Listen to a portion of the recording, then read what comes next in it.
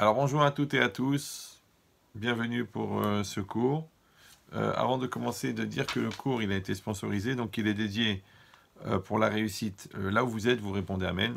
Pour la réussite de Perla Mazal Batrana, de Shirel Chaya Batrana, de Arieleb Levi Ben Chana, de Sarah Odel Rosa Simcha Batrana et de Menachem Mendel Ben Chana. Qu'Hachem il leur envoie la réussite dans toutes leurs études et aussi B'ezrat Hashem B'Sha'at Tova, la bonne personne pour un beau mariage avec une belle parnassa pour leurs parents pour pouvoir les aider et les gâter ensuite. À la fin du cours, on rapportera d'autres noms. Voilà. Alors vous savez qu'on va lire deux parashiot ce Shabbat, la paracha de Harimot et la paracha de Kedushim. Alors là, ce soir, j'ai choisi de parler sur parachat de Kedushim. C'est une paracha très importante et elle a un langage un petit peu spécial parce que c'est marqué là-bas. Hein, Daber el kol adat beni Israël, ve'amarta alehem. Hachem, il dit à Moshe, parle à toute l'assemblée des bénis Israël, des enfants d'Israël, et tu leur diras, Kedushim tiyu, soyez saints, ki kadosh ani Hachem elokechem, car je suis saint, moi, l'Éternel, votre Dieu. Donc ici, on parle de cette mitzvah essentielle de la kedusha, de la sainteté, l'obligation pour chacun d'être saint. Maintenant, le problème, c'est que cette notion de sainteté, c'est une notion qui est très abstraite. D'accord? Ça veut dire quoi être saint? Quand quelqu'un il est saint. Alors ça qu'on va essayer d'expliquer. Deuxièmement, qu'est-ce que c'est ce langage Kedushim Tiyu Ki Kadoshani? Ouais, soyez saint car je suis saint. Hachem il n'a pas dit faites Shabbat parce que je fais Shabbat, bien qu'on le fait aussi en partie pour ça. Il n'a pas dit mangez kasher parce que je mange kasher, mettez les tefilines parce que je mets les tefilines. Alors pourquoi est-ce que juste pour cette mitzvah là de Kedusha, pour la sainteté, oui, c'est marqué Kedushim Tiyu, soyez saint ki kadoshani. Premièrement. Deuxièmement, est-ce que c'est pas un petit peu prétentieux, c'est-à-dire d'imaginer que nous, on va arriver à tel niveau de sainteté qui est entre guillemets le niveau d'Hachem, parce que car je suis saint, d'accord? C'est comme si il va dire soyez intelligent car je suis intelligent. Alors quoi, tu vas être aussi intelligent que qui? C'est compliqué. Troisièmement, c'est marqué dans le passouk, Daber el kol adat beni Israël. Parle à toute l'assemblée d'Israël. Ça veut dire les hommes, les femmes, les enfants, les jeunes, les vieux. Ouais. Comme si cette mitzvah-là, elle concerne tout le monde. D'accord? Mais c'est difficile d'imaginer. Maintenant, si on parle des grandes sadikim, des gens très très élevés, des gens purs, des gens qui sont consacrés entièrement aux mitzvot, tu peux dire, bon, on peut leur dire à ceux-là, soyez saints. Mais si on parle de tout le monde, bon, il y a des gens plus grands, des gens plus petits, des gens plus élevés, des gens plus spirituels, des gens moins spirituels. Alors comment ça va, hein? Comment ça peut concerner tout le monde? Et quatrièmement, c'est marqué dans le Zohar que quand les élèves de Rabbi Shimon Bar Yochai, ils arrivaient à cette paracha, alors ils étaient joyeux, ils étaient contents. D'accord? Alors on demande, mais pourquoi est-ce que plus pour cette paracha-là que pour une autre? Alors comment ça marche? Alors pour essayer de comprendre, en vérité, c'est le Midrash dans Torah de Kohanim, il a un développement incroyable, et ça va être la base du raisonnement du cours de ce soir. C'est marqué dans le pasuk, Kedoshim tiyu, soyez saints, ki kadosh ani, d'accord, Hachem elokechem. Car je suis saint, moi, l'Éternel votre Dieu. Ça, c'est le pasuk. Alors, il dit le Midrash. L'Omar, pour dire, im mekachim atzmechem, si vous vous sanctifiez, ani, alors, ma'ale ani alechem ki'ilu kadeshtemoti. Si vous vous sanctifiez, Hachem, il dit, moi, je vais considérer comme si vous m'avez sanctifié. Ve'im enatem mekachim atzmechem, mais si vous vous sanctifiez pas, alors, ani alechem, moi je vais considérer comme skeilu lokidashtemoti, comme si vous m'avez pas sanctifié. D'accord? Sous-entendu que la sainteté d'Hachem, elle va dépendre de la sanctification de l'homme par lui-même. Ou alors, o eni omer ela im mekachim atem oti, si vous me sanctifiez, are ni mekuda, je suis saint. Ve'im lav, et sinon, eni mekuda, je ne suis pas saint. Talmud lomar ki kadoshani. Alors il vient le pasuk et il répond ki kadoshani, car je suis saint. Alors il dit le midrash bikdushati ani, je suis dans ma sainteté, ben mekachimoti, ben en mekachimoti. Ouais, que l'on me sanctifie ou que on ne me sanctifie pas. Donc qu'est-ce que ça veut dire? On a déjà expliqué plusieurs fois dans ce cours que Akadosh Baruch Hu, il est un et c'est lui qui remplit tout l'univers. Ok, c'est évident. Maintenant d'un autre côté, ouais. entre guillemets, pour nous faciliter un petit peu la compréhension, puisque l'essence d'Hachem, on n'a rien à voir avec, on ne peut même pas l'imaginer, d'accord? Parce que c'est trop abstrait par rapport à nous. Donc, on va parler de la partie d'Hachem qui a décidé d'être liée à nous, d'accord? D'être perceptible par nous et de s'investir pour nous. Il dit, cette logique-là, alors entre guillemets, il y aurait une forme d'interdépendance entre Akadosh Baruch Hu et l'homme. Comme on a expliqué plusieurs fois dans la croyance, que Hachem n'a pas besoin de nous pour exister. De toute façon, il existe, d'accord? Maintenant, la question, elle est, est-ce qu'il existe dans notre vie? Ouais, et ça va dépendre de la conscience qu'on en a, et de la volonté qu'on a, et aussi de la crainte d'Hachem qu'on a. Donc ça, c'est ça ce qui va faire que nous sommes reliés à Hachem. Maintenant, ça va faire exister Akadosh Baruch Hu dans notre vie. Donc on crée un lien, entre guillemets, de dépendance entre l'existence d'Hachem et nous, c'est-à-dire la conscience qu'on en a. Ok. Maintenant, pour la sainteté d'Hachem, qu'est-ce que ça veut dire que la sainteté d'Hachem, ouais, elle pourrait être dépendante de la sainteté de l'homme? Et comment le Midrash il peut poser une question pareille? D'accord, on a dit dans les deux facettes. Alors en vérité, la problématique, elle est dans ce mot-là. Quand c'est marqué « Ki kadosh ani », le problème il est comment est-ce qu'on va le traduire?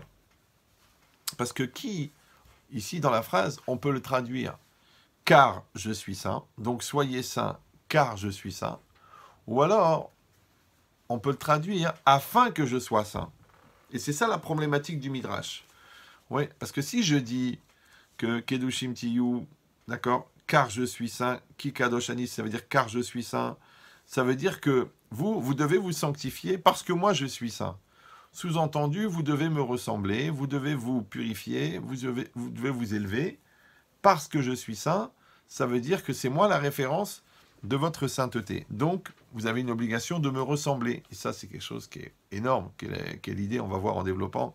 Qu'est-ce que c'est quoi de croire, même d'imaginer que tu pourrais être saint en référence à la sainteté d'Hachem.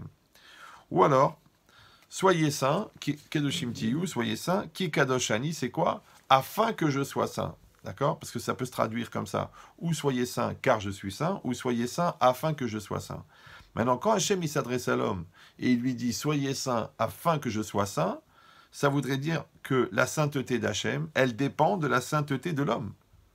C'est-à-dire que nous, plus on va se sanctifier, plus par une espèce d'effet miroir, ça va rendre Hachem saint. Et ça, c'est quelque chose qui est encore très compliqué. Comment ça peut exister? Pourquoi? Parce que, en vérité, quand on parle de sainteté, d'accord, ça correspond à quoi pour nous? Ça veut dire quoi, la sainteté? D'accord? En fait, l'idée, c'est quoi? Si on va prendre la définition du Nefesh HaChaim, il dit c'est quoi Kadosh? Hachem Kadosh, Hachem il est saint. Ça veut dire, Mouvdal, il est séparé, Mina Chomer de la matière. Mouvdal Mina Gashmiut, d'accord? Les gamrés totalement. Hachem, il est séparé de la matérialité totalement. Jusqu'à quel point? D'accord? Alors, vous savez qu'Akadosh il n'a pas de corps. Ok. Donc, il n'a pas d'image non plus. Ok. Il n'a pas de limite. Il s'appelle Ensof. Il s'appelle sans fin. D'accord? Parce que si on lui donne une image, automatiquement, on va l'apercevoir. Donc, on va pouvoir en faire le tour. Donc, on va pouvoir la définir. Donc, on va pouvoir la limiter. Et ça, c'est pas possible. Puisqu'Hachem, il est infini. D'accord? Donc, ça veut dire que quand on dit qu'il n'a pas de dimension matérielle, c'est pas simplement qu'il n'a pas de corps, c'est que même le concept du corps, il n'y a pas. Même l'image du corps, il n'y a pas. Puisqu'encore une fois, le corps, c'est quoi? C'est un cumul de matière. Or, Hachem, il n'est pas matière. Donc, comme il n'est pas matière, automatiquement, ouais, on ne peut pas lui donner une forme. Il dit maintenant jusqu'à quel point. Alors, il fait remarquer le Raphaïm de Vologine. Vous savez, dans la Kedusha, quand on fait la Chazara de l'Amida, on doit dire un pasouk, en vérité, qui vient du prophète, que les anges prononcent. Ouais, quand ils s'adressent dans la louange à Kadosh Baruch Hu, ils disent Kadosh, Kadosh, Kadosh, Hachem Tsevakot. Ouais. Kadosh, Kadosh, Kadosh, ça veut dire saint, virgule, saint, virgule, saint.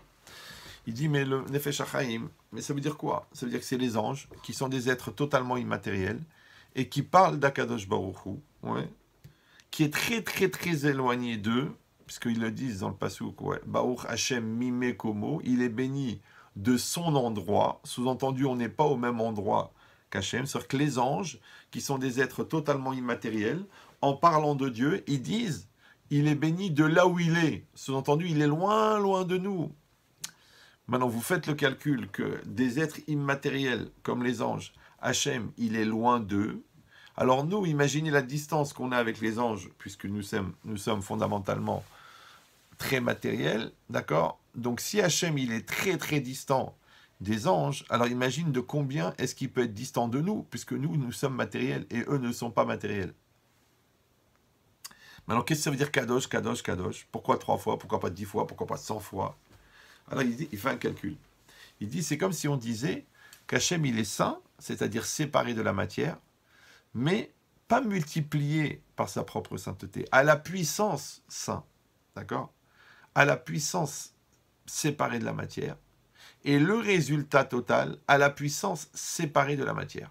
Ça veut dire qu'Hachem, il est loin, loin, loin, loin, loin, loin, loin, loin de la matière, d'accord? On avait expliqué aussi, dans d'autres cours, que Hachem, c'est pas seulement qu'il est loin de la matière, c'est qu'il est même pas matière, mais il est même anti-matière. C'est-à-dire que la matière ne peut pas exister en présence d'Hachem. C'est pour ça qu'Hachem, il a été obligé de créer un système de protection, d'accord, qui s'appelle une distanciation, avec des parois de protection, d'accord, pour que la matière puisse exister. Parce que puisqu'Hachem, il est anti-matière, donc la matière ne peut pas exister en présence d'Hachem. Par contre, la matière, elle peut exister en présence de sa volonté exprimée. Et ça, sa volonté exprimée, c'est-à-dire celle qui peut être perçue par l'homme, c'est une dérivée, on va dire, un petit peu homéopathique, entre guillemets, c'est-à-dire infinitésimale, de sa volonté première, qui elle-même n'est que l'expression de lui-même. Donc, entre guillemets, pour être un petit peu pédagogique, il y a Hachem lui-même, après il y a l'expression de sa volonté. Cette volonté en elle-même aussi, elle est aussi puissante qu'Hachem, donc elle est infinie, donc elle est antimatière. Elle est passée par une série de transformateurs, qu'on appelle dans la Kabbalah les sphirotes, pour donner, un peu comme des transformateurs électriques qui vont transformer 30 millions de kilowatts qui sortent de la centrale électrique ou centrale nucléaire en 220 volts que vous avez, qui est déjà mortel. Si vous mettez les doigts dans la prise, vous sentez tout de suite que vous êtes au courant. Mais en tout cas, cette énergie-là qui arrive ici, elle n'est, encore une fois, que la projection, d'accord, infinitésimale de la volonté première, malgré qu'elle est encore extrêmement puissante, mais par rapport à sa puissance d'origine, elle est très éloignée. Et ça n'est que l'expression de sa volonté. Donc imagine lui-même, le détenteur et le générateur de cette volonté, comment est-ce qu'il est encore plus loin, encore plus inaccessible. Alors si c'est ça la sainteté d'Hachem, ouais, c'est une séparation de la matière, c'est une distance tellement énorme. Alors comment la Torah, elle peut venir nous dire à nous, ouais, soyez vous aussi séparés de la matière. Kedushim tiyu, soyez saints. D'accord, mais qu'est-ce que tu veux chez moi? Moi, je suis un homme matériel, d'accord? J'ai des appétits, j'ai des envies, j'ai des pulsions, j'ai des nerfs, j'ai des stress, j'ai la matérialité physique, la bouffe, le sexe, l'argent. J'ai la matérialité mentale, l'orgueil, la bêtise, la psychorigidité. J'ai la matérialité intellectuelle, d'accord, la difficulté à me remettre en cause ou les limites de mon cerveau. Donc combien de matérialités, toutes les formes de matérialité, d'accord, vous pouvez comme ça disséquer à l'infini et séquencer les différentes sortes de matérialité, et on est imprégné de ça, on est pris dedans, on est enfermé là-dedans. Ouais. Or, si on dit que la sainteté, c'est la distance avec la matière, comment la Torah, elle peut venir sous forme de commandement? Kedushim tiyu, soyez saints. Ouais. C'est pas une option, c'est pas joli, c'est pas sympathique, ouais. C'est pas réservé à l'élite. Non, non, non, non, non. Kedushim tiyu, soyez saints. D'accord? Pourquoi? Ki kadosh ani, car je suis saint. Donc on a deux problèmes. Premier problème, c'est que cette mitzvah de sainteté, elle est très très difficile à comprendre intellectuellement, d'accord? Et deuxièmement, que la référence de la sainteté, d'accord? C'est comme si on te disait, étudie la Torah, comme Moshe Rabbeinu. Ouf, tu dis, mais laisse tomber. Tu dis, bon, alors comme Rabbi Yochanan ben Zakkai. Mais non, lui, il avait un niveau incroyable de connaissance, ouais. Alors tu dis, bon, alors au moins comme Rabbi Akiva Eiger, bon, il a vécu à 150 ans, mais c'est impossible. Bon, alors Raphaël de Brisk, il a vécu à 50 ans, oh là là, mais c'est encore des niveaux incroyables. C'est-à-dire, il faut bien que je te donne une référence. Par rapport à qui, par rapport à quoi? Il dit même ça, laisse tomber. Et tu dis le mieux que tu peux, fais le plus d'efforts que tu peux, sois sincère, sois entier, c'est déjà pas mal. Mais si je te compare, t'es foutu. Mais t'es foutu. Avec le stapler, ouais, que vous auriez pu rencontrer, il est mort il y a une vingtaine d'années, c'est connu qu'il pouvait étudier 35 heures de suite. 35 heures de suite sans dormir. Tu dis, attends, moi je reste une demi-heure, j'y arrive pas. Le rabbin à la synagogue, il fait un Dvar Torah. Au bout de 10 minutes, je prie pour qu'il s'étouffe parce que j'ai trop faim. D'accord? Alors comment est-ce que, si déjà, la Torah, elle va pas exiger ça d'une personne, entre guillemets, pourquoi? Parce que c'est un niveau de chacun. Alors maintenant, ça, c'est dans l'étude de la Torah. Mais dans la sainteté, entre guillemets, c'est encore plus complexe, c'est encore plus fin, c'est encore plus exigeant. Et la Torah, elle vient, elle donne l'ordre. Kedushim tiyu, soyez saints. Encore une fois, si la Torah, elle te dit, mets les téphilines, ok, tu prends les téphilines, tu apprends un peu les lois, on te dit où est-ce qu'il faut les mettre, tu fais la bracha, tu les mets, ok. Mais les téphilines, c'est accessible, d'accord? On te dit, fais Shabbat, apprends les lois, d'accord? On te dit, mange cachère, bon, ça c'est cachère, ça c'est pas cachère, tu apprends, tu vois la vérification, tu vois la surveillance rabbinique, tu manges cachère, d'accord? Donc, on va t'ordonner, comme ça, quelque chose, entre guillemets, qui est accessible, parce qu'il s'agit d'un acte, c'est une façon de se conduire, c'est une attitude que tu dois avoir par rapport à la réalité selon les règles de la religion. Ok, ça va. Mais quand on vient et on te dit sois saint, tu dis attends, c'est compliqué, c'est des niveaux. Alors qu'est-ce qu'elle veut la Torah exactement? Alors déjà, il faut comprendre. Ah oui, il y a un midrash encore plus vicieux, parce que quand c'est marqué Kedoshim Tiyu Kikadoshani, soyez saints, on a dit ou car je suis saint, ou afin que je sois saint. Donc, sous-entendu, la référence de la sainteté de l'homme, ça va être la sainteté de Dieu. Le Midrash, il dit, Yachol Kamoni. Ouais. Est-ce que vous pouvez être saint comme moi? C'est bizarre. T'ambitionnes même pas d'être saint comme Rav Shach ou comme le Rabbi Lubavitch. Ouais. Mais quand même, le Midrash, il dit, est-ce que tu crois que tu peux être saint comme moi? Yachol Kamoni. Est-ce que tu peux être saint comme moi? Il répond non, Kikadosh Ani, car je suis saint. Sous-entendu, ma sainteté à moi, elle est totalement inaccessible. D'accord? Donc ça repose le problème. Pourquoi est-ce qu'Hachem, il va nous ordonner d'être saint en référence à sa sainteté, parce que c'est marqué Kikadosh Ani, et après il nous dit attention, je vous ai ordonné d'être saint comme moi, mais il ne faut même pas rêver que vous allez y arriver. Pourquoi? Parce que moi, ma sainteté ne ressemble pas à votre sainteté. Alors comment ça marche? Vous me suivez ou non? Soit on dit, il y a une mitzvah d'être saint et chacun y fait ce qu'il peut. Soit on dit, soyez saint car Dieu est saint, et donc c'est Dieu la référence, et là c'est impossible. Alors comment ça marche? Et même la question en elle-même, d'accord, l'interrogation de dire, Yachol Kamoni, est-ce que vous pouvez être comme moi? À quoi ça sert? Ouais. C'est comme si je disais, est-ce que tu aurais envisagé de boire toute l'eau du Pacifique? Ouais. Est-ce que tu pourrais imaginer de soulever les Alpes? Non. Ah non, parce que tu n'en es pas capable. Ouais. Alors vous allez dire, bon, mais c'est un peu démoralisant quand même, parce que c'est un niveau énorme. D'accord, mais je ne peux pas vous donner l'appréciation de la réponse si vous ne comprenez pas la difficulté de la question. Ça fait partie des choses. Ouais. C'est pour ça donc qu'on emballe les cadeaux d'ailleurs. Ouais, pour avoir le temps d'apprécier ce que vous allez trouver à l'intérieur. Il dit donc, ça veut dire quoi? Alors regardez, qu'est-ce qu'il dit Rashi?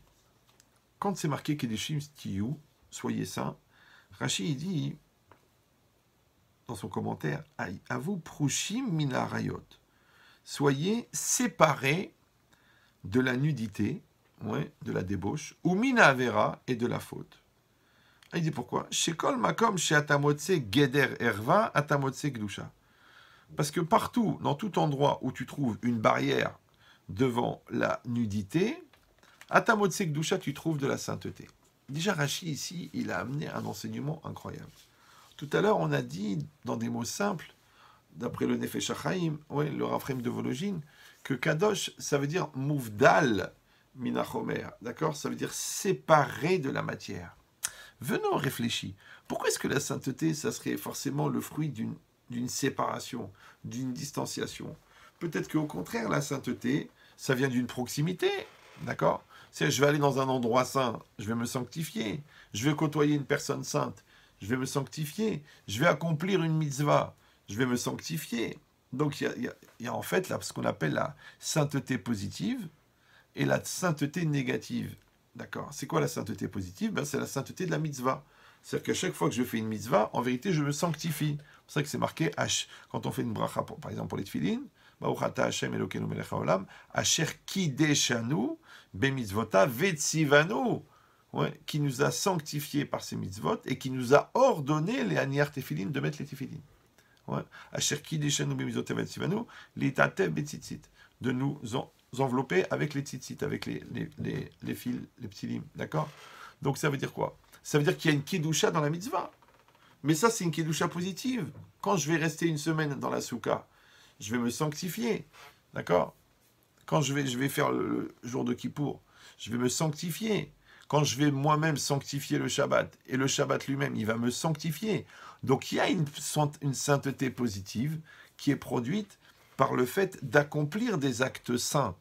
D'accord? Ok. Et c'est un petit peu normal. Pourquoi? Parce que qu'est-ce que c'est la mitzvah? La mitzvah, eh ben c'est l'expression de la volonté d'Hachem. Or, Hachem lui-même, il est saint, on a dit.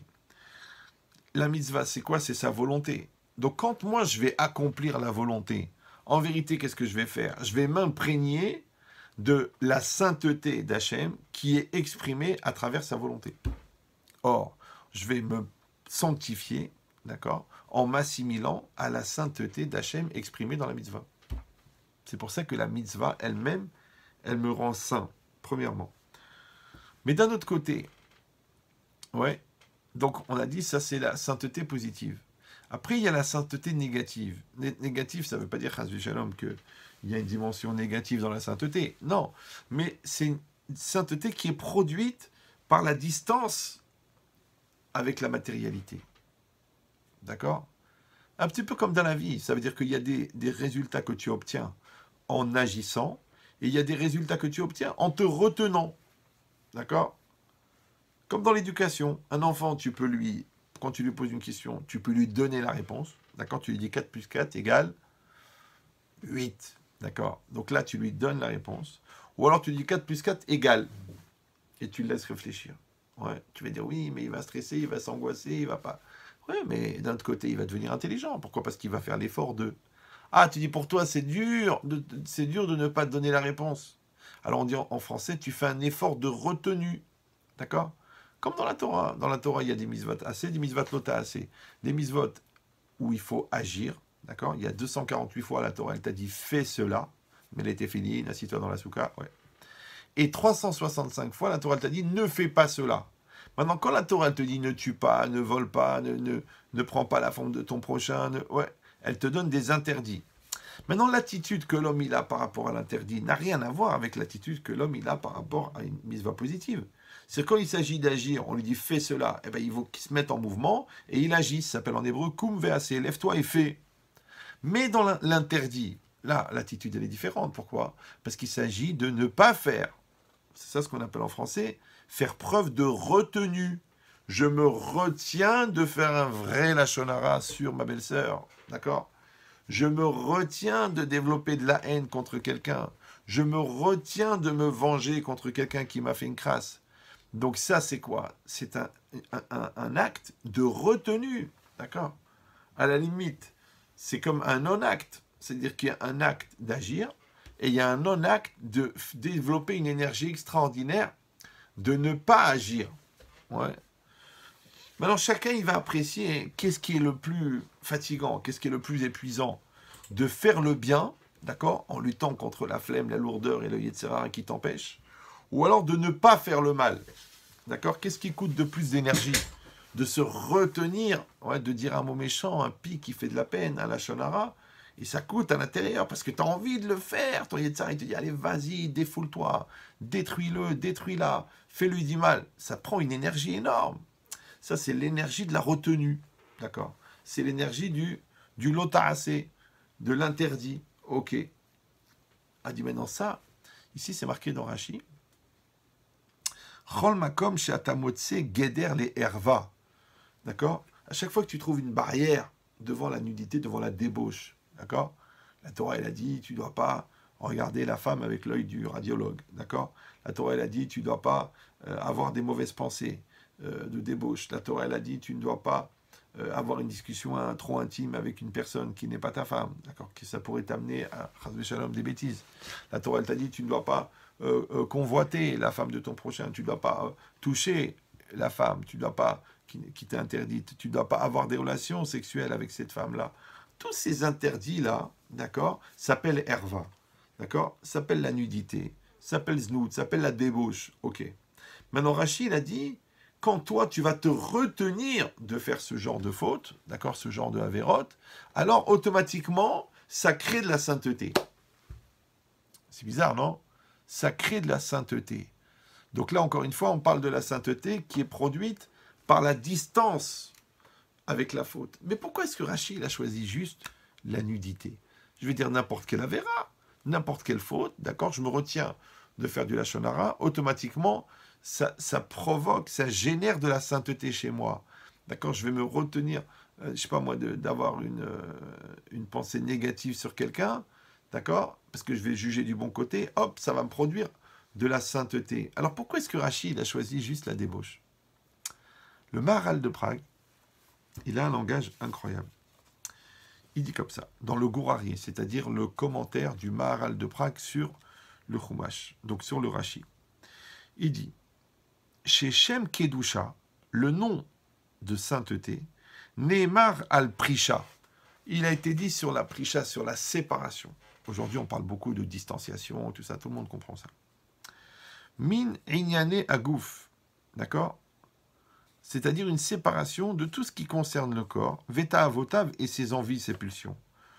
Yoter raoui al-geder erva, donc qui est encore plus apte et adapté à la limite qui est faite avec la nudité. Pourquoi? Chez em ta'avot agouf beyoter, parce qu'elles sont les envies du corps les plus fortes. Qu'est-ce qui est marqué ici? Ici, c'est marqué que, en fin de compte, la chose la plus matérielle qui existe dans le monde, c'est la nudité. Mais ça, il faut aller un petit peu plus loin. Bon, la matérialité n'est pas matérielle. Vous allez dire, mais c'est de la matérialité. La matérialité, elle est matérielle par définition, parce que c'est de la matérialité. Non. C'est pas la matérialité qui est matérielle. C'est le rapport à la matérialité qui est matériel. Je traduis. L'argent. L'argent. C'est matériel. Ok. Maintenant, qu'est-ce qui est matériel dans l'argent? Quoi? Le papier? Le chiffre? La valeur sur le compte en banque? Non. C'est le rapport de dépendance que j'ai par rapport à l'argent. Maintenant, quand moi, je suis dépendant de ça, que je me sens riche, ou que je me sens pauvre, ou que je me sens existant parce que j'ai beaucoup d'argent, ou que je me sens pauvre parce que j'en ai pas, ça c'est un rapport à la matérialité qui passe par le psychique. Ça va? C'est exactement pareil. Ouais, dans la bouffe, la nourriture, combien tu peux manger? Tu manges, tu remanges, tu remanges, tu remanges, tu vomis pour remanger, tu kiffes la bouffe, tu kiffes ça, tu remanges, tu es malade, t'en crèves, tu meurs de la malbouffe, mais tu continues à manger. Pourquoi? Parce que c'est trop bon, c'est trop intéressant, c'est trop attirant, c'est trop dépendant. C'est devenu la gastronomie, la recherche du plaisir, le plaisir buccal, le plaisir de... Ok. Mais cette notion-là, ici, c'est pas la nourriture qui est matérielle, encore une fois. C'est le lien de dépendance que tu as à cette nourriture. Donc c'est le lien psychologique que tu as avec la nourriture. C'est très connu, demande à un nutritionniste, d'accord? Pourquoi tu grossis? Pourquoi? Parce que tu dis parce que je mange trop de calories? Non. Regarde celui-là, il en mange 10 fois plus que toi, il ne grossit pas. Ah, tu dis oui, mais parce qu'il se dépense beaucoup, parce qu'il a un projet. Maintenant, celui qui a un projet, donc il va dépenser les calories pour arriver au projet. Mais celui qui n'a pas de projet, son projet, c'est les calories. Alors, il garde les calories. C'est comme une voiture. Réfléchis bien. Ça fait 10 ans que tu l'as. Combien de fois tu as fait le plein? Oh, une fois par semaine. Combien tu mets? Ah ben, 60 litres. 60 litres par semaine, oui. Donc tu mets 240 litres par semaine, oui. Wow, wow, wow. Disons 300 litres par semaine. 300, qu'est-ce que je raconte? Tu mets 300 litres par mois. Waouh, waouh, c'est une belle voiture, d'accord. Et il y a 12 mois, oui, oui, oui. Donc tu mets combien? 3600 litres d'essence dans le réservoir. Mais comment ça se fait qu'il n'a pas explosé le réservoir avec 3600 litres d'essence? Tu te dis, mais non, j'ai consommé, je l'ai brûlé l'essence. Ah, d'accord, d'accord, d'accord. Eh bien, imagine ton corps, c'est une machine. Ton corps, c'est une voiture. C'est lui qui te transporte. Ce que tu manges, c'est quoi? C'est le carburant. Si tu brûles le carburant, automatiquement, eh ben, il reste toujours la place pour en remettre. Mais si toi, tu ne brûles pas le carburant, pourquoi? Parce que pourquoi tu brûles le carburant? Parce que, parce que je dois faire des voyages, parce que j'ai des courses à faire, parce que j'ai des endroits à aller, parce que j'ai des objectifs à atteindre. Ah, donc quand tu as des objectifs à atteindre, tu brûles le carburant. Mais quand tu n'as pas d'objectif à atteindre, parce que tu es mal dans ta peau, parce que tu n'as pas de projet, ou simplement parce que tu n'as pas d'ambition spirituelle. Celui qui n'a pas d'ambition spirituelle, qu'est-ce qui lui reste? Le matériel. C'est une maladie très grave, ça s'appelle consommateur. Donc le gars, il se lève le matin, de quoi il rêve? Le repas qu'il va faire le soir. De quoi il rêve? Du film qu'il va regarder. De quoi il rêve? De la voisine qu'il va conquérir. C'est de ça qu'il rêve. Donc son rêve, c'est ça ce qui va l'atteindre. Et c'est ça à quoi il va être lié. Donc il est dépendant, en vérité, de son ambition. Quand la Torah elle te dit détache-toi de la matérialité, ça veut dire qu'il faut que tu aies une ambition dans la vie. Il faut que tu aies un projet. Quel est ton projet? Tu dis un projet d'essentialité. Ah non, non, non, l'essentialité, ça ne m'intéresse pas. Tout ça, c'est trop dans la tête, c'est trop... Ok, donc c'est pas l'essentialité. Donc c'est quoi? C'est la superficialité. Ah, alors quoi? Je suis un pauvre type, je suis un nul. Tu choisis, papa. C'est ou l'essentiel, ou le superficiel. Mais superficiel, par définition, ça vient de superficie. Superficie, c'est ce qui est à l'extérieur des choses. L'extérieur des choses, c'est ce qui se voit. Ce qui se voit, ce qui se touche, ce qui se mange. Donc qu'est-ce que tu cherches, toi? Toi, tu veux l'extériorité des choses? Ça s'appelle la matérialité. D'accord? On a dit c'est pas la matérialité en elle-même qui est matérielle, c'est le rapport à la matérialité. D'accord? Donc comme le rapport à l'argent, comme le rapport à la bouffe. Maintenant, quand toi tu regardes un beau steak de 600 grammes, ça te crée une certaine dépendance à la matérialité au niveau de tes pulsions animales. Ok. Quand tu regardes 1 million d'euros en liquide, tu n'arrives plus à réfléchir, tu n'arrives plus à raisonner. Ok. Mais tu vois, le niveau, il monte. Parce qu'il est encore plus dépendant à la matérialité. Il dit le Maharal, le plus haut niveau de dépendance à la matérialité, c'est la débauche. C'est que quand quelqu'un il voit une femme qui se déshabille, d'accord, il voit un décolleté, il voit un film dégueulasse, automatiquement, il a un lien avec la matérialité qui est très très forte. Je vais vous dire pire, c'est qu'il est pratiquement même irrationnel ce lien. C'est vrai, quand tu réfléchis bien, d'accord?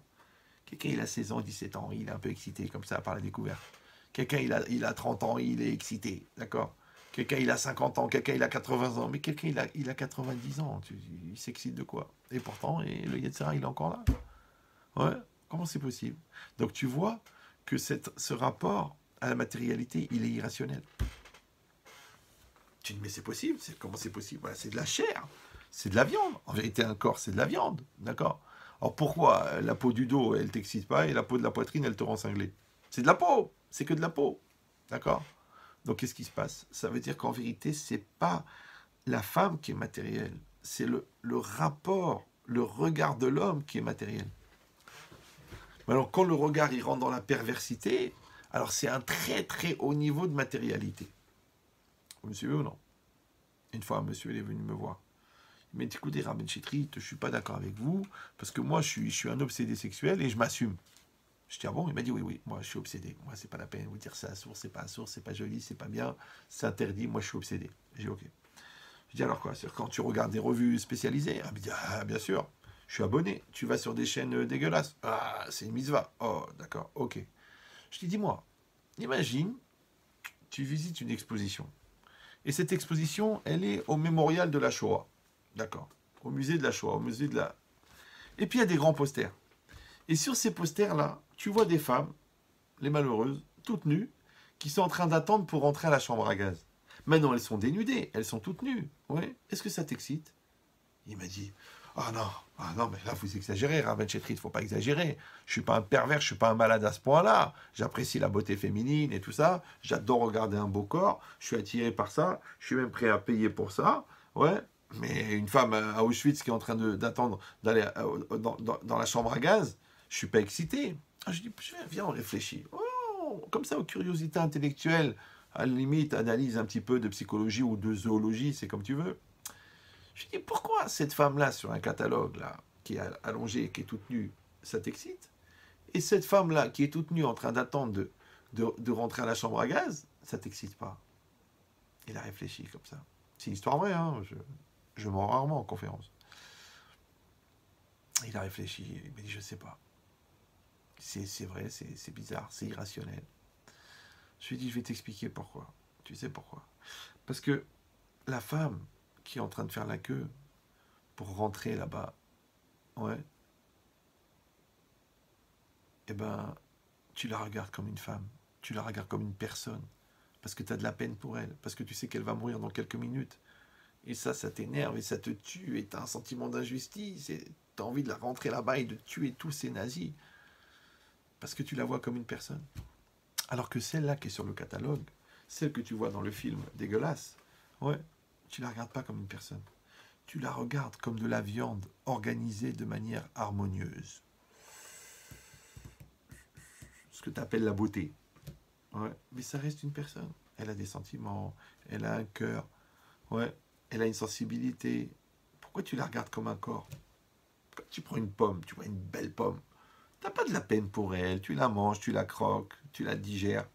C'est une pomme, c'est une pomme. Oh, ok, mais ça c'est une personne.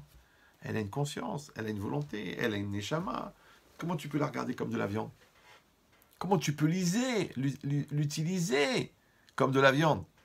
Ils l'ont dit, les penseurs, ils le disent. Ils appellent l'objet du désir. C'est très intéressant. La femme, elle est devenue l'objet du désir. Donc, sous-entendu, il y a, dans la situation, il y a une personne qui s'appelle l'homme et un objet qui s'appelle la femme. Donc, l'homme, il peut regarder la femme comme un objet. D'accord. Quand tu regardes la femme comme un objet, tu auras du mal à la regarder comme une personne. Et tu auras du mal à la respecter en tant que personne. Et tu auras du mal à la considérer comme personne et à l'admirer comme personne. Pourquoi? Parce que tu la regardes comme un objet. Donc en vérité, quand la Torah, elle t'a dit « Protège tes yeux, enlève cette perversité de ton regard, sanctifie tes yeux », ben en vérité, ça veut dire « Accepte et donne à l'autre le droit d'être une personne ». Donc tout ce grand débat dans la société, ouais, est-ce que c'est bien la pudeur ou non? Est-ce que c'est grave que les enfants y regardent des vidéos dégueulasses? Est-ce qu'on peut diffuser sur Internet? Est-ce qu'il faut des codes d'accès? Est-ce qu'il faut... Mais en vérité, c'est quoi le problème? Le problème, c'est quand tu laisses ça dans la rue, quand tu laisses ça dans la télé, quand tu laisses ça dans le cinéma, tu fais passer le message très très fort. Ouais, ils appellent ça la sensualité. Mais en vérité, ouais, c'est rendre la femme objet. C'est un objet. Après, ils ont fait la mode, après, ils ont fait la sensualité, après, ils ont fait l'érotisme, après, ils ont fait la pornographie. Mais le principe, c'est toujours le même. C'est de regarder l'autre comme un objet. C'est-à-dire que l'autre, moi, je peux m'exciter sur un autre. D'accord? Mais ça, c'est un manque de respect innommable. Donc, quand la Torah, elle vient, elle te dit que la matérialité, c'est pas la matière elle-même. C'est le fait que toi, tu sois dépendant, tu sois en addiction, tu sois comment ça s'appelle, que tu es maîtrisé, gouverné par tes pulsions. D'accord? Alors la Torah, elle te dit, libère-toi. Comment tu te libères? Prends la distance. Kedoshim tiyu, soyez saints. Soyez saints. D'accord? C'est quoi soyez saints? Rachid a dit, prushim tiyu minarayot. Pourquoi? Parce que si on dit, et c'est là que ça devient intéressant, que la sainteté, c'est la distance qu'on prend avec la débauche. Puisque la débauche, c'est le plus haut niveau de matérialité. On a dit pourquoi, d'accord? On a dit encore une fois, c'est pas la nudité en elle-même qui est matérielle, c'est le regard de l'homme sur la nudité. Donc, puisque ce regard de l'homme, il est tellement matériel, Et puisque la sainteté, c'est la distance avec la matérialité, donc plus il y aura de matérialité, et plus il y aura de sainteté dans la distanciation avec cette matérialité. C'est une espèce d'exponentiel. Vous me suivez ou non? Comme une explosion. Si tu mets un petit peu de poudre, ah ben, ça explose et ça envoie une balle. Déjà un petit peu de poudre comme ça dans une cartouche, ça envoie la balle à 300 km/h sur une distance de 500 mètres. C'est énorme. Alors imagine si tu mets 500 kg de poudre, qu'est-ce que ça fait comme explosion? D'accord? Donc plus tu vas augmenter la poudre, plus tu vas augmenter l'explosion. De la même manière, plus tu vas augmenter la matérialité, ouais, plus tu vas augmenter la sainteté. Bah oui, parce que puisque la sainteté, c'est la distance que tu prends avec la matérialité, c'est le niveau d'indépendance que tu as à la matérialité. Donc plus la tentation, elle sera forte, plus la maîtrise, elle va créer de la sainteté, puisqu'il a dit que la sainteté, elle est la résultante de la distanciation avec le matériel. C'est ça ce qu'il dit Rachid. Donc ici, la Torah nous a donné une clé. Comment est-ce qu'un homme, il devient kadosh? Une femme aussi. Ouais, comment une femme, elle va devenir sainte? C'est que quand quelqu'un, il va purifier ses pensées, quand quelqu'un, il va purifier ses yeux, quand quelqu'un, il va purifier sa bouche, d'accord? Parce qu'il y a aussi une matérialité dans la bouche. Ouais, comme il y a un interdit, par exemple, de formuler tous les termes qui parlent de la sexualité et tout ça. Que c'est un très très haut niveau de matérialité. Donc quand la personne, elle va avoir un langage qui est propre, un langage qui est châtié, un langage qui est pur, automatiquement, elle va créer de la kedusha, de la sainteté, puisque la sainteté, c'est la distance avec la matérialité. Or, si ta langue, elle est préservée de ce niveau-là de matérialité, elle devient kedosh, elle devient sainte. Tes yeux, c'est pareil, tu peux regarder ou tu peux ne pas regarder. Quand tu détournes les yeux pour ne pas regarder, en vérité, en même temps, tu as atteint un niveau de sainteté, puisqu'on a dit que la sainteté, c'est la distance. Et si vous allez dire, bon, mais vous savez, ce sont des jolies choses, et puis on peut les apprécier, en tout bien, tout honneur, sans aucune mauvaise intention. Je dis, bon, il y a deux problèmes. Il y a le problème de l'interdit, quand c'est écrit dans la Torah, Altistakel, ouais, l'interdit de regarder ces choses-là, des parties couvertes de la femme, c'est interdit de les regarder. Ok. D'accord. Mais à part ça, ça c'est la faute que tu fais. Mais à part ça, il faut penser aussi à tous les bénéfices que tu perds. Bah oui, pourquoi? Parce que, pour vous donner une illustration, encore une fois, c'est loin de nous, mais c'est pas grave, pour avoir un ordre d'idée. Une fois, il y a un grand chacham, un grand sage, un rabbin, un grand rabbin, il a été voir Baba Salé. Baba Salé, c'est Rav Israël Abersera. Ok, Zichron Libracha. Lui, il avait un niveau de sainteté extraordinaire. Il voyait dans l'avenir, il voyait à travers le temps, il connaissait le fond des problèmes, c'était un phénomène. Bon, il lui a demandé, mais ce Rav-là, il lui a demandé, mais Baba Salé, comment tu vois les anges? Ouais, qu'est-ce qu'il a répondu, Baba Salé? Toi, tu crois parce qu'il a étudié toute la Kabbalah, parce qu'il a dormi dans un mikvé, parce que... Non, il a répondu, ça fait 52 ans que je n'ai pas regardé une femme. Vous allez dire, c'est pas possible. 52 ans, ouais, il y avait des femmes qui rentraient là-bas. Ouais, et des femmes des fois avec la tête découverte, avec les bras découverts, et des fois avec un décolleté. Alors, c'est-à-dire quoi, il n'a pas vu? Non, il n'a pas dit qu'il n'a pas vu. Il a dit qu'il n'a pas regardé. Je ne sais pas si vous sentez la différence. Parce que c'est pas interdit de voir. Ouais, c'est interdit de regarder. C'est-à-dire le regard comme ça. Ouais, le voyeurisme. Le radiologue. Cette excitation-là. D'accord? D'essayer de percevoir la forme et d'essayer de percevoir un petit peu du décolleté, et un petit peu de la jupe, et un petit peu de... Ça, c'est assourd. Ça, ce degré de dépendance, ouais, il est interdit. Pourquoi? Tu veux dire, ben pourquoi? Pourquoi? Parce que ça va te relier à un niveau très très bas dans la matérialité, qui va te faire perdre la possibilité d'atteindre des très très hauts niveaux dans la sainteté. Et c'est comme dans tout dans la vie. Quand tu vas vers le bas, tu renonces au haut. C'est comme si quelqu'un dit, oh, tu sais, moi, la philo, c'est pas mon truc, la réflexion, c'est pas mon truc, les raisonnements, c'est pas mon truc, c'est moi, je bouffe, je dors, je vais aux toilettes. Bon, c'est vrai, ça existe, il faut des consommateurs, il faut des gens qui font marcher l'économie. Mais d'un autre côté, ça te fait de la peine, parce que tu dis quoi, t'as jamais réfléchi à une idée, t'as jamais kiffé sur même un Aristote ou une parole de Platon, alors à plus forte raison, une phrase de la Torah, une phrase de Rabbi Shimon Bar Yochai, une notion éthérée, une notion profonde, une notion extraordinaire. Tout ça, t'as renoncé à tout ça, t'as renoncé à tout ça, pourquoi? Pour de la bouffe? Pourquoi? Pour le postérieur d'une dame qui passe devant toi. Donc c'est ça le problème. C'est pas seulement que c'est interdit, c'est aussi à quoi tu renonces pour ça. Pour ça. À quoi tu renonces. Comme dans les couples. Quand les gens, je leur dis, mais je comprends pas. Oui, mais elle m'énerve, il m'énerve. Je dis, mais quand vous êtes dans les engueulades, quand vous êtes dans les nerfs, quand vous êtes dans les violences, quand vous êtes dans les violences verbales, dans les violences physiques, premièrement, vous êtes debrel, parce que vous êtes entièrement maîtrisé par votre Yetzirara.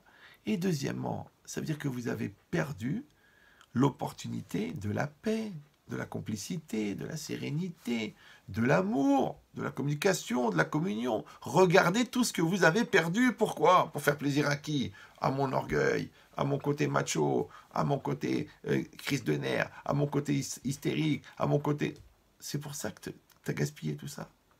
15 ans à faire la gueule, ouais, 15 ans à se prendre la tête, arriver jusqu'au divorce, ne plus avoir de communion, ne plus avoir de compréhension, ne pas avoir de complicité, après évidemment ne plus avoir de sentiments, après ne plus avoir de sexualité épanouie, ne pas trouver le bonheur et le bien-être, ne pas avoir le plaisir d'être ensemble, tout ça pourquoi? Pourquoi là, t'es que le quoi? Pourquoi? Ouais. Eh ben parce que je suis comme ça, et parce que je suis nerveux, et parce que ça me saoule, et parce que j'ai pas envie de me prendre la tête, et parce que c'est de ta faute. C'est pour ça, rien que pour ça. Ça valait la peine de faire de la kedusha dans le couple.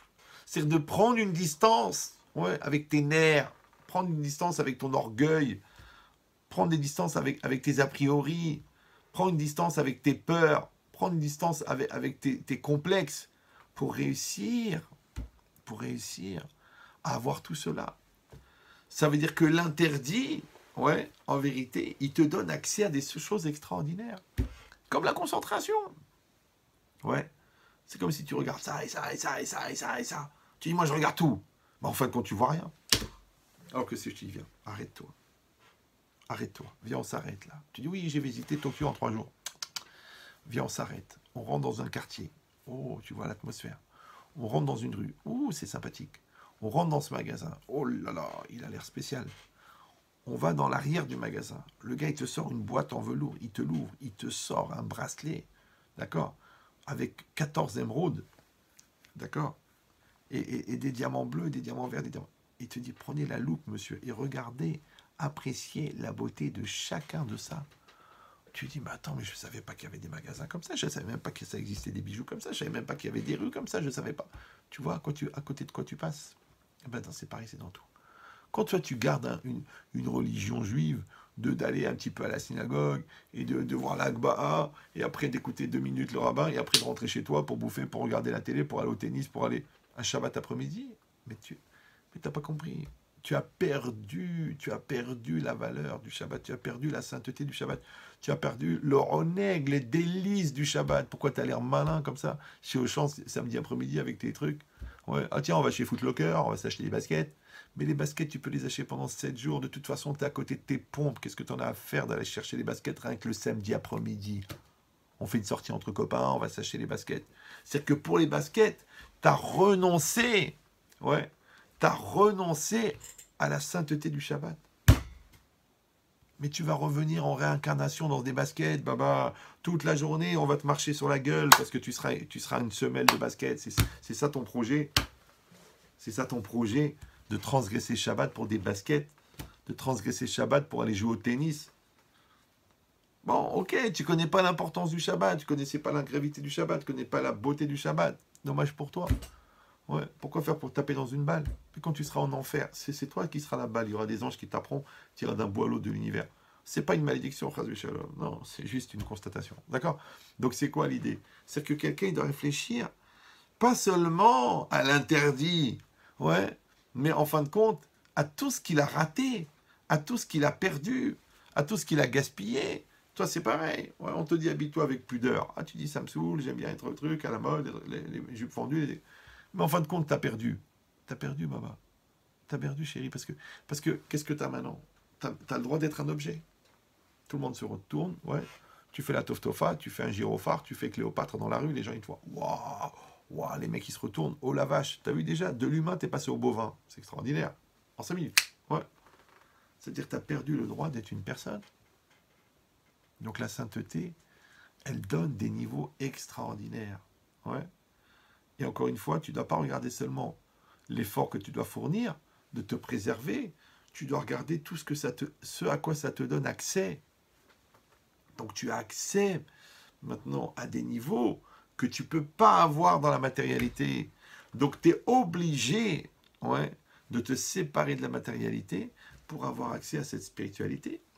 De la même manière que tu ne peux pas avoir une vraie discussion, ouais, avec une personne si tu l'insultes, si tu la cries, si tu la pourris. Après tu dis oui, on n'arrive jamais à parler. De toute façon, tu ne dis jamais ce que ça a sur le cœur. Tu dis mais elle te dit j'ai pas envie de parler. Ouais. J'ai pas envie de parler, tu m'insultes, tu me cries dessus, tu m'envoies me tu me menaces, tu me respectes pas. Donc ça veut dire qu'en te retenant d'insulter, tu crées de la communication positive. Vous me suivez ou non? C'est pour ça que les Chachamim, toujours, ils disent, chaque acte que tu fais, chaque mitzvah que tu fais, toujours tu calcules. Qu'est-ce que tu gagnes, qu'est-ce que tu perds? Qu'est-ce que tu gagnes, qu'est-ce que tu perds? Maintenant, dans la mitzvah, tu perds de faire un effort. Tu perds un certain lien avec une certaine matérialité. Mais qu'est-ce que tu gagnes? Wow, wow, wow, wow. Tu gagnes. Par contre, dans le contraire, dans la matérialité, tu gagnes un certain plaisir, d'accord? Mais tu perds la spiritualité. Tu perds l'essentialité. Après, tu dis, ouais, ma vie, elle n'a pas de sens. Mais c'est quoi le sens, Baba? Le sens de la vie. Le sens, c'est l'essence. L'essence, c'est l'essentiel. L'essentiel, c'est l'essence du ciel. L'essence du ciel, c'est le bon Dieu.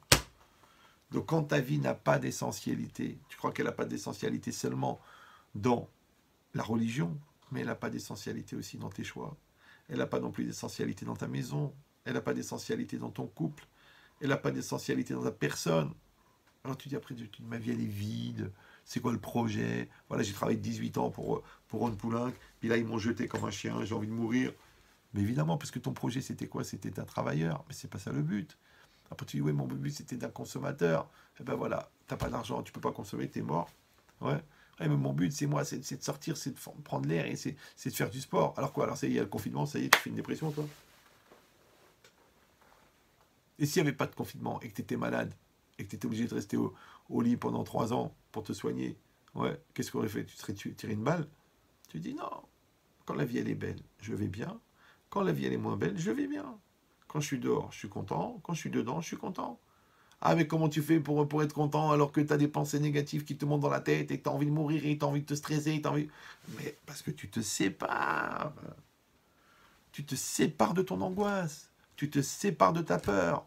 Tu te sépares de ton orgueil, puisqu'on a dit qu'il y a plusieurs formes de matérialité. On a dit la plus haut niveau de matérialité, on a dit c'est la débauche, ok. Et que la sainteté, c'est le résultat de la distance avec la matérialité. Donc si toi, tu vas te séparer de la matérialité, par exemple de ton entêtement, parce que tu es entêté, parce que tu es psychorigide, parce que tu es relou, parce que tu es blata, ouais, tu vas dire, bah, c'est comme ça, c'est ma personnalité. Ok, bah, mon père aussi, il était comme ça, ma mère aussi, elle était comme ça. Et alors, tu es condamné, en 2 mots, parce que l'autre, il était comme ça. Non, tu le sais, tu es conscient, et tu prends une distance. Et bien, cette distance que tu prends avec ton orgueil, cette distance que tu prends avec ta peur, et ben, c'est une forme de sainteté.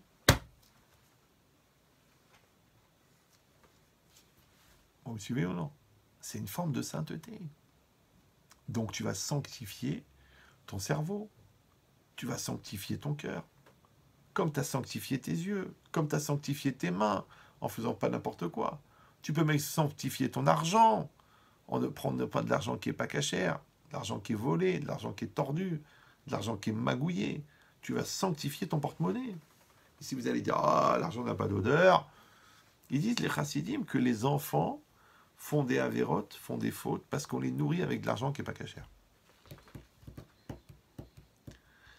Chacun y réfléchit maintenant. Il dit, oui, mais tu comprends, on a besoin du 4x4, on a besoin de la maison, on a besoin... C'est comme tu veux. C'est comme tu veux. Mais si tu triches, tu voles, tu mens, tu prends cet argent pourri, tu le fais rentrer chez toi, Dès que tu le rentres chez toi, tu le dépenses. Quand tu le dépenses, une partie tu mets dans la voiture, une partie tu mets dans le loyer, une partie tu mets dans la bouffe. Mais quand tu mets dans la bouffe, baba, les enfants, ils sont nourris de ta magouille. Après, tu dis, ouais, ils ont des idées tordues, ils ont des intentions bizarres, ils ont une perversité très précoce. Ah bah, c'est de l'argent pourri. L'argent pourri. Donc même ton argent, il doit être kadosh. Même ton acte, il doit être kadosh. Même ta pensée, elle doit être kadosh. Encore une fois, c'est marqué Kedushim Tiou, soyez saints. Donc maintenant, on a compris pourquoi est-ce que Rashi, il a choisi Kedushim Tiou, soyez saints. Il a dit Proshim Tiou Mina Arayot. Soyez séparés de la débauche. Parce qu'on a dit la débauche est le plus haut niveau de matérialité. Ok. Et que la sainteté, c'est le résultat de la distanciation avec la matérialité. Donc plus il y a de matérialité, plus la distance avec la matérialité, elle crée de la sainteté. Ok, vous avez compris. Mais le Ramban, il a une autre lecture. Il dit, d'accord, qu'est-ce que c'est Kedushim Tiou, soyez saints. Il dit, Vetsiva bedavar klali, sheniye prushim minamutarot. Hachem, il a ordonné, je traduis littéralement, de manière globale, que nous soyons séparés minamutarot. Alors, mutarot, il y a deux manières de traduire. Soit mutar, ça veut dire ce qui est permis, soit mutar, c'est ce qui est en supplément. Comme le notar, ce qui est en supplément, c'est ce qui est supplémentaire. D'accord? Ça vient de yoter. Yoter, c'est plus. D'accord? Maintenant, qu'est-ce que ça veut dire ici, d'après le Ramban, que la Torah, elle t'a demandé de te séparer de ce qui est permis? Tu dis, alors attends, je ne comprends pas. Déjà, la Torah, elle veut que je me sépare de ce qui est interdit. Ok. Donc, il me reste le permis. Et maintenant, lui, il dit, la Torah aussi, elle te demande de te séparer de l'interdit. La Torah te dit, ne mange pas le cochon, ne mange pas les crustacés. Après, tu dis, alors ne mange pas le steak, ne mange pas le poulet. Tu dis, mais c'est permis, c'est cachère. Ça veut dire quoi? Sépare-toi de ce qui est permis. Il ne reste plus rien, parce que tu es déjà séparé de l'interdit, plus séparé du permis, qu'est-ce qui te reste? Il dit non. On a expliqué tout à l'heure que la sainteté, en fin de compte, puisque la matérialité, c'est pas la matérialité qui est matérielle, c'est le rapport psychologique que j'ai avec la matérialité. Donc, de la même manière, avec ce qui est permis, il dit le Ramban, dans une nuance, ouais, il faut aller chercher le degré de matérialité, le degré de dépendance que tu as avec ce qui est permis. En résumé, ça veut dire que tu as le droit de manger dans la Torah, mais tu ne dois pas bouffer. Vous me suivez ou non? Tu as le droit d'aller avec ta femme, mais pas comme un animal. Tu as le droit de parler, mais pas de n'importe quoi, pas toute la journée, pas pour perdre ton temps. Donc ça veut dire quoi? C'est-à-dire que tu vas être farouche, tu vas être séparé, tu vas être maîtrisé, ouais, dans ce qui est permis. Et si vous allez dire, bon, c'est quand même beaucoup, c'est quand même dur. Vous savez, il y a une notion qui s'appelle la nutrition. D'accord? J'ai déjà expliqué ce raisonnement-là. Un jour, vous voulez maigrir. D'accord? Vous avez 10, 15, 20, 30 kilos en trop. Vous voulez maigrir. Parce que vous sentez que votre corps il est fatigué, que votre cœur il tire, que vous montez un escalier, vous êtes essoufflé, que vous n'arrivez pas à dormir parce que vous faites de l'apnée du sommeil, que vous ronflez, que les trompettes de Jéricho à côté, c'est une sonnerie de bicyclette. Donc, vous êtes en surpoids, en surcharge pondérale. Vous voulez maigrir. Comment vous allez faire? Comment vous allez faire? Ah ben, je vais arrêter de manger. Ok, bon, c'est bien. Tu arrêtes de manger. Mais c'est pas bien, parce qu'après, quand tu arrêtes de manger, le jour où tu remanges, tu regrossis encore plus. Comment c'est possible? Alors on te dit, il va falloir maîtriser, il va falloir de la régularité. Donc tu vas aller voir le nutritionniste, il va te dire, le matin, vous mangez ça, le midi, vous mangez ça, le soir, vous mangez ça. À cette heure-là, vous prenez pas de pain, à cette heure-là, vous prenez un féculent, à cette heure-là, vous prenez une protéine. Il va te créer quoi? Il va te créer un rapport. Tu dis, oui, mais tout le kiff, c'est l'exagération. Parce que qu'est-ce que tu fais, toi? Toi, tu prends un petit apéro, d'accord? Un petit alcool, ok, une petite anisette, avec les cacahuètes, avec les tomates séchées, avec les olives, avec les amandes. Après, tu fais moti. Après, quand tu as fait moti, tu manges le pain. Et après, tu prends 14 salades. Et avec chaque salade, tu manges du pain. D'accord? Et puis tu prends du piquant, parce que le piquant, il te donne encore plus faim, donc tu kiffes le manger, mais du coup, ça te donne... Tu veux manger du pain pour calmer le piquant, donc tu manges encore plus de pain. Après, on t'amène le plat, et le plat, tu le kiffes, et tu le sauces, et tu le trucs, et tu le ressauces, et tu le repas, et tu te resserres. Après, tu prends le dessert, après, tu prends la salade, après, la salade verte, après, tu prends le dessert, après, tu prends le petit alcool, le digestif, après, tu prends le chocolat, et après, tu prends le café, avec 3 sucres, évidemment, parce que sinon, il est amer. Là, tu vois, tu es à 17 000 calories, façon de parler, d'accord? Donc, tu as 2 problèmes. Premièrement, tu as beaucoup mangé, et d'ailleurs, tu te sens mal, tu dis, oh là là, tu dis, j'en peux plus, tu n'arrives même pas à dormir. Ah, tu as les côtes qui sont poussées par le ventre, ta femme, elle dit, mais quand est-ce que tu vas accoucher? C'est quoi ce ventre? Ouais, c'est la plus longue grossesse d'ailleurs, elle peut durer plus de 20 ans. Ou alors tu dis, mais je vais manger un petit peu moins, je vais faire un peu attention, et bizarrement, tu te sens mieux, tu te sens plus léger, tu as plus la pêche. Donc c'est pas seulement que tu maigris, ouais, c'est aussi que tu atteins des autres niveaux dans la relation avec les choses différentes. Tu manges doucement, par exemple. Tu profites de la chose. Quand tu manges... Ouais.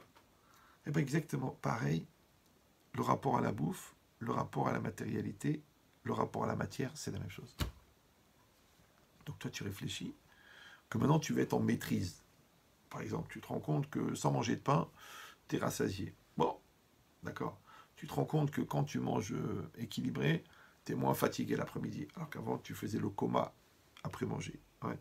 Tu te rends compte que quand tu prends moins d'alcool ou moins de vin dans la semaine, eh ben, ta tête, elle fonctionne plus vite, tu raisonnes mieux. Tu vois bien que quand tu manges plus léger, aussi, tu es plus réactif, ton raisonnement, il est plus puissant, et tu es plus clair dans ta tête. Donc tout ça, c'est quoi, en fin de compte? Ce sont la résultante de la maîtrise. La maîtrise de quoi? De quoi? Eh ben, de ce qui est permis. Ça veut dire que toi, réfléchis bien. Tu es là pour bouffer ou tu es là pour évoluer? Et évoluer, c'est quoi? C'est grandir. Et grandir, eh ben, c'est devenir plus mature. Et la maturité, elle se reconnaît par rapport à la maîtrise. Or, les exercices de maîtrise, tu peux les faire avec du manger, tu peux les faire avec des opportunités de colère, tu peux les faire avec des opportunités de bonté. Il va falloir faire une maîtrise d'être généreux, une maîtrise de ne pas te mettre en colère, une maîtrise, eh ben, de ne pas manger le deuxième gâteau. Ouais. Donc c'est la deuxième assiette de Dafina. C'est une maîtrise. Eh bien, la maîtrise, c'est quoi? C'est comme de la musculation. Maintenant, pour te muscler, eh ben, tu peux soulever des haltères, tu peux soulever des sacs de sable, tu peux soulever des pianos, mais tu soulèves. Eh ben, exactement pareil. Toute la matérialité, en fin de compte, c'est quoi? C'est une occasion de fabriquer de la spiritualité. Or, la spiritualité, ouais, elle est produite par la maîtrise de la matérialité.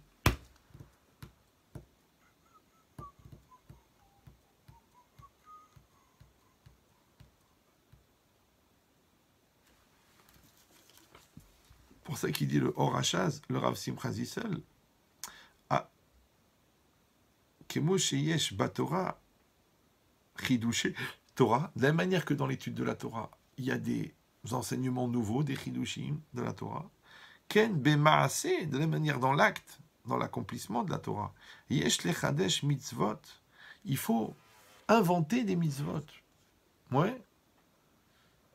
Vehem Mitzvot, Miminyan a mitzvot. Et elles font partie du nombre des mitzvot. Abaim mi mitzvah klalit, qui vient d'une mitzvah globale qui s'appelle Kedushim Tiyu, soyez ça. C'est que chacun, il sait comment il est.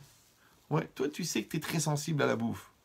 Tu vas créer des mitzvot spécifiquement pour toi, te dire, bah, j'arrête de manger, je prends pas, il y a des bonbons, j'en prends un. Je finis pas la boîte de Damiel. Je mets pas 5 sucres dans le café. Pourquoi? Tu bois une petite anisette.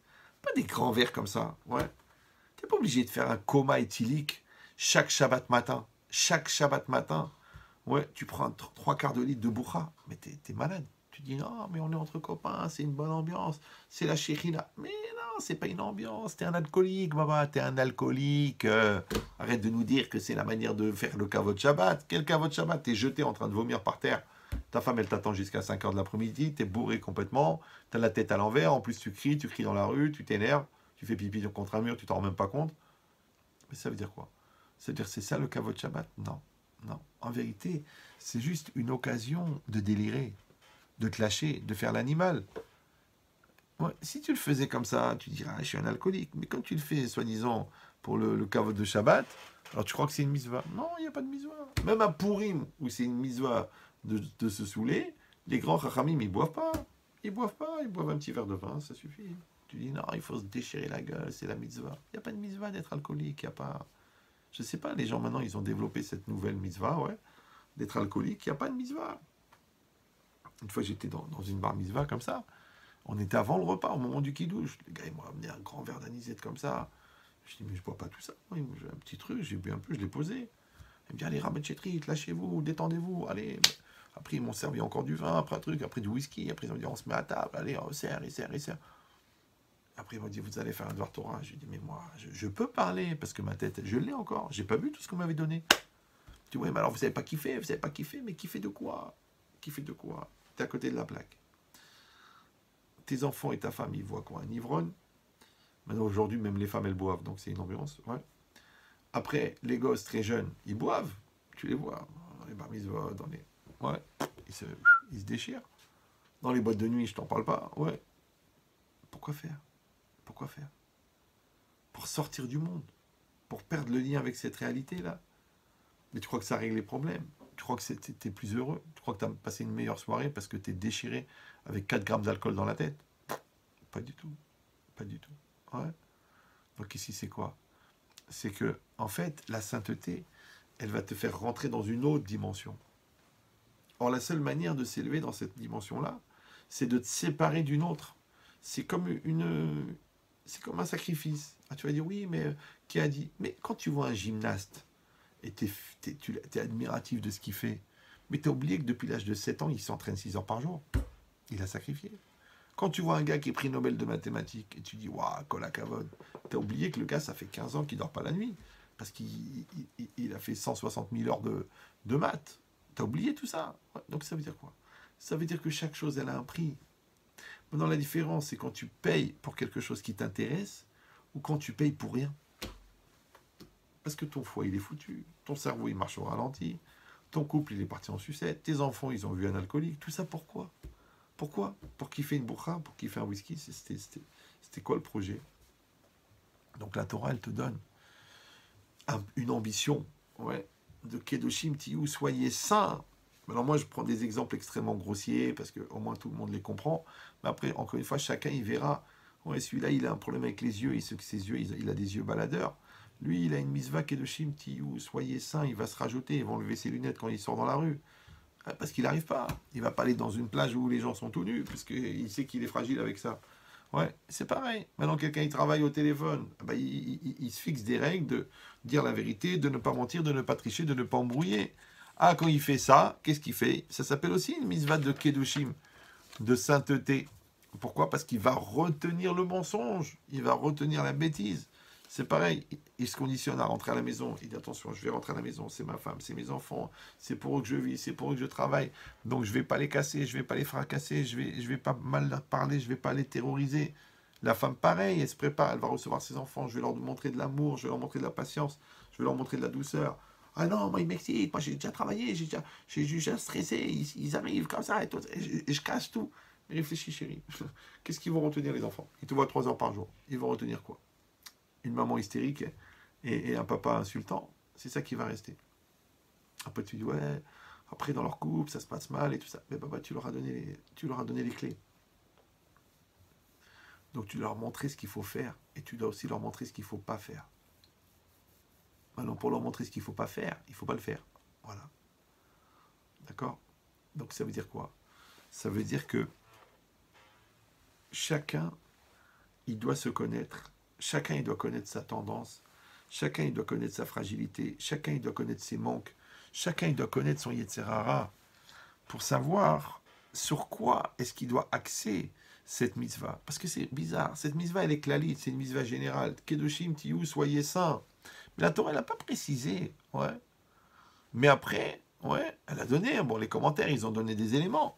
Mais en vérité, après, c'est toi qui vas réfléchir sur toi-même. Sur quoi est-ce que tu sais que tu dois approfondir ta sainteté? Peut-être que toi, tu vas te faire des barrières. C'est comme pour se lever le matin. D'accord? Il y en a, ils entendent le réveil, ils se réveillent. Il y en a qui se réveillent avant que le réveil il sonne. Il y en a qui dorment pendant que le réveil il sonne.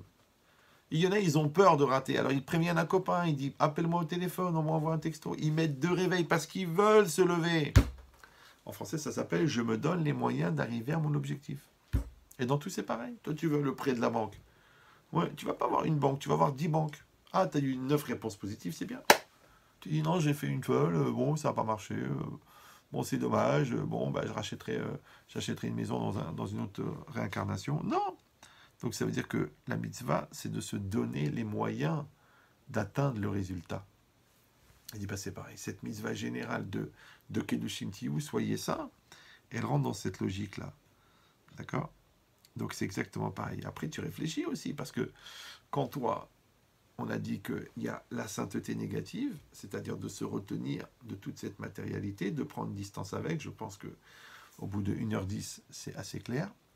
Mais il y a aussi, là on a dit, la mitzvah positive, d'accord? Mais là c'est pareil. Quand je fais la mitzvah positive, d'accord? Je vais faire la prière, bah, je vais m'asseoir dans la soukha, je vais faire Shabbat, c'est des mitzvot positives aussi, ouais. Mais le problème, c'est combien elles vont m'imprégner, combien elles vont me transformer, combien elles vont me changer. Eh ben, ça va dépendre comment je vais les faire. Parce que vous avez bien compris que si je fais la prière en tournant les pages et en pensant à autre chose, en regardant ce qui se passe autour, je ne suis pas imprégné de la mitzvah. Donc quand on a dit Asherki Deshanou, qui nous a sanctifiés, la mitzvah elle est sainte, ouais, mais pourquoi elle va pénétrer chez moi?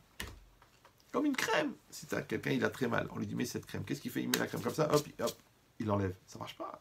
Il faut masser, il faut imprégner. Tu vas imprégner la crème. Donc comment toi tu vas t'imprégner de la mitzvah? Donc quand tu mets les téphilines, déjà tu connais les lois du téphilin. Si tu ne les connais pas, tu les apprends. Après tu te concentres, tu dis maintenant je vais accomplir la mitzvah de téphilines. D'accord? Et après tu mets les téphilines et tu fais la bracha. Au moment où tu fais la bracha, tu penses à accomplir la mitzvah de téphilines. Tu penses au téphilin de la main, au téphilin de la tête. Tu penses que tu soumets ton corps et ton esprit à Kadosh Baruch Hu. Et tu penses que Kadosh Baruch Hu, il nous a sortis d'Égypte. Il nous a fait ses miracles. Et qu'aujourd'hui encore, il nous fait des miracles. Tout ça, c'est ce que tu dois faire au moment où tu mets les téphilines. Après, quand tu gardes les téphilines sur toi, tu fais attention de ne pas avoir des mauvaises pensées. D'accord? Et de rester concentré, de jamais perdre conscience que tu as les téphilines. Et cette kedusha des téphilines, elle va t'accompagner aussi dans la kedusha que tu vas avoir dans le Kriyat Shema, et dans la kedusha que tu vas avoir dans la Hamida, et dans la kedusha que tu vas avoir dans les Mizmorim, les psaumes que tu vas dire pendant la prière. Donc tout ça, c'est quoi? C'est que tu vas te sanctifier, et tu vas te sanctifier, et tu vas te sanctifier, mais là, de manière positive, de manière active. D'accord? Comme si tu vas faire un stage de positivisme, un stage de sanctification pour faire rentrer la sainteté dans ton cœur. C'est pour ça que c'est marqué dans le pasouk. Ouais, parce qu'on a dit le premier pasouk c'est Kedushim Tiyu, soyez saints, qui Kadosh Ani. Mais il y a un autre pasouk, d'accord? Et ça c'est un peu plus loin dans la paracha. C'est marqué Ve'it Kadashtem, Ve'item Kedoshim. Ouais, on l'a souvent cité ce verset. Ve'it Kadashtem, vous vous sanctifierez. Ve'item Kedoshim, et vous serez saints. Ki Ani Hashem Elokechem, car je suis l'Éternel votre Dieu. D'accord? Donc c'est toujours dans la paracha Kedoshim. C'est à la fin du Chamishi, la 5e section de la paracha. Mais regardez ce langage, il est bizarre. Vite kadashtem, vous vous sanctifierez. Donc on a compris, ce sont toutes les mitzvot qu'il faut accomplir qui vont nous sanctifier. Et il dit veitem kedoshim, et vous serez saints. Alors je te dis, bah, c'est un petit peu normal, d'accord? Vous vous sanctifierez, vous serez saints. Ben, évidemment. Donc vous dites, je sais pas moi, vous rentrerez dans la piscine et vous serez mouillé. Ah bah oui, c'est un peu logique, d'accord. Vous peindrez la palissade et elle sera peinte. Ok. Vous vous tairez et vous ne direz rien. Alors, c'est quoi ce langage? Vite, kadashtem, vous vous sanctifierez et vous serez saints. Mais évidemment que je vais être saint parce que je me suis sanctifié. Et c'est là que ça devient intéressant. C'est que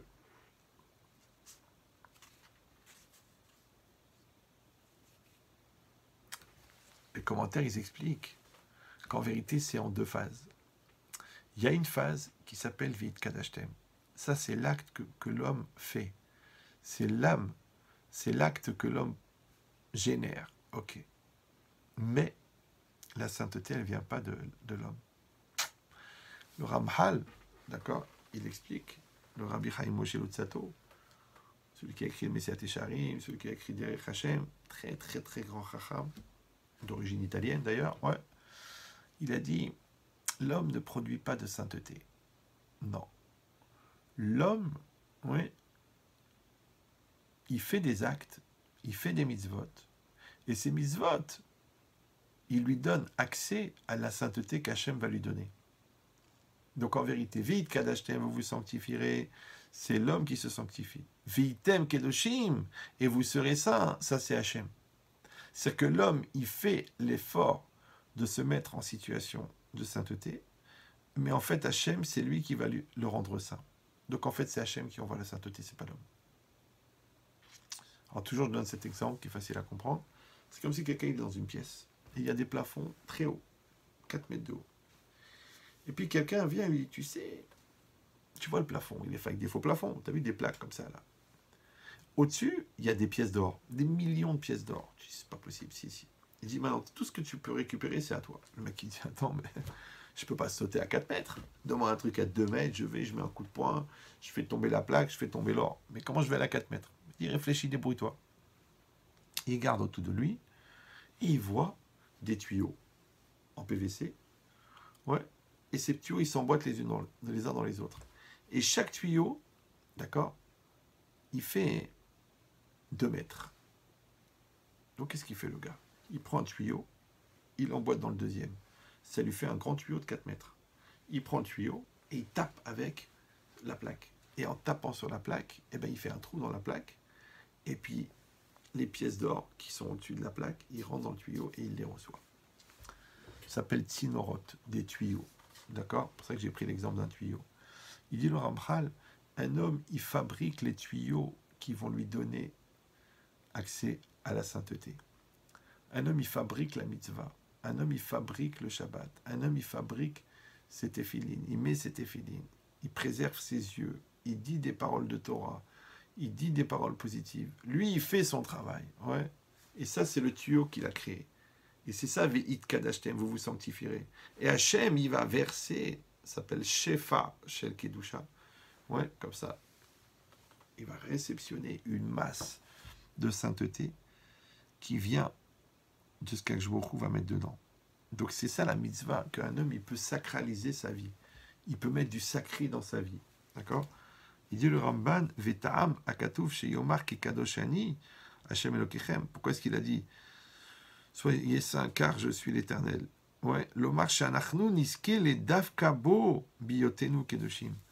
Il dit, pour quel rapport entre le fait que Hachem il te dit soyez saints et le fait qu'il est l'Éternel notre Dieu? Parce que il dit, on va pouvoir se rapprocher de lui, on va pouvoir faire un avec lui par le fait qu'on est saint. Parce qu'on a compris maintenant. Hachem, il est saint. Kadosh, Kadosh, Kadosh, il est très très saint. D'un autre côté, on a dit, ça veut dire qu'il est très très éloigné de nous. Mais, donc c'est un peu décourageant. Mais d'un autre côté, un homme, il a une mitzvah de se sanctifier. Tu dis oui, mais même s'il va se sanctifier, il ne va pas atteindre un niveau tellement haut. Non, lui, il va atteindre le niveau qu'il va atteindre par rapport à la qualité de son acte. Mais c'est Hachem qui va lui envoyer la sainteté. Et cette sainteté qui vient d'Hachem, elle peut rapprocher l'homme d'Hachem. Kedoshim tiyu ki kadoshani, maintenant on l'a compris.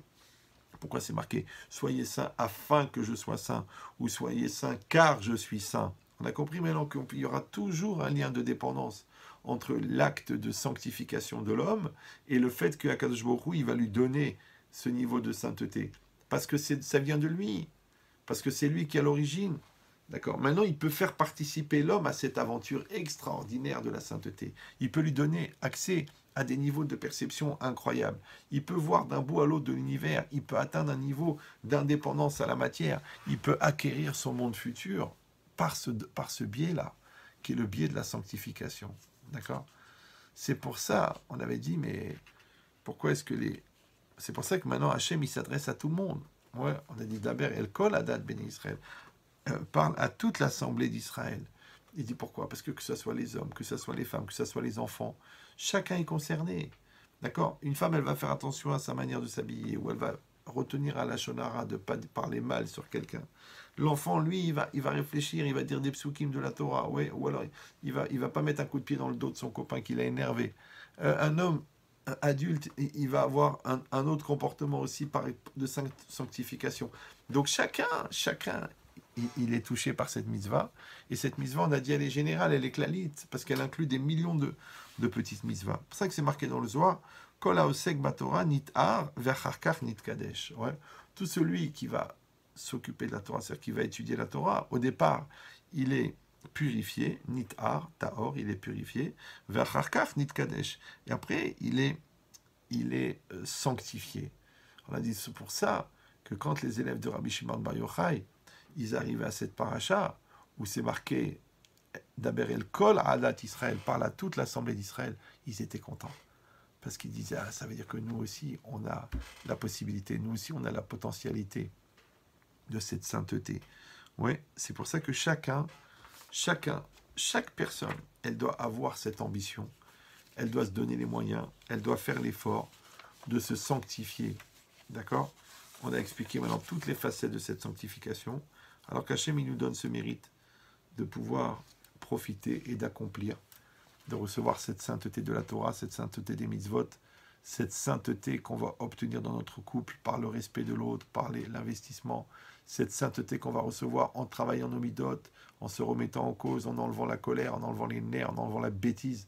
D'accord? Il y a tellement de sainteté, tellement accessible, tellement facile. Et la preuve, c'est que la difficulté, la facilité qu'on a à faire des choses tordues, ouais, et les conséquences qu'on voit dans les choses tordues, ils sont facilement pour nous la compréhension de ce qu'on peut atteindre dans le positif. Ça veut dire que, entre guillemets, la générosité du mal, elle te montre qu'est-ce que la générosité du bien.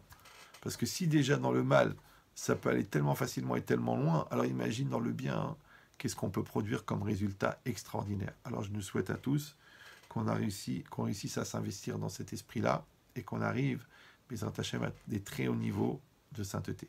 Voilà, qu'Hachem vous bénisse à tous. Je rappelle pour les gens qui s'intéressent qu'il y a encore la possibilité de sponsoriser un cours comme ce soir. Le cours a été sponsorisé à la mémoire de quelqu'un, pour la santé de quelqu'un, ou pour la réussite des enfants, ou pour un mariage. Donc vous m'écrivez Rav Yechia RAVYEHIA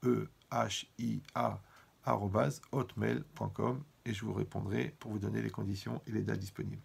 On rappelle que le cours, il a été dédié pour la réussite de Perla Mazal Batrana, de Shirel Chaya Batrana, de Arieleb Levi Benchana, de Sarah Odel Rosa Simcha Batrana et de Menachem Mendel Benchana et de leurs parents qui n'ont pas voulu être nommés, mais que Hachem il leur envoie la bracha et la réussite. Maintenant, je veux me permettre, sans que ça porte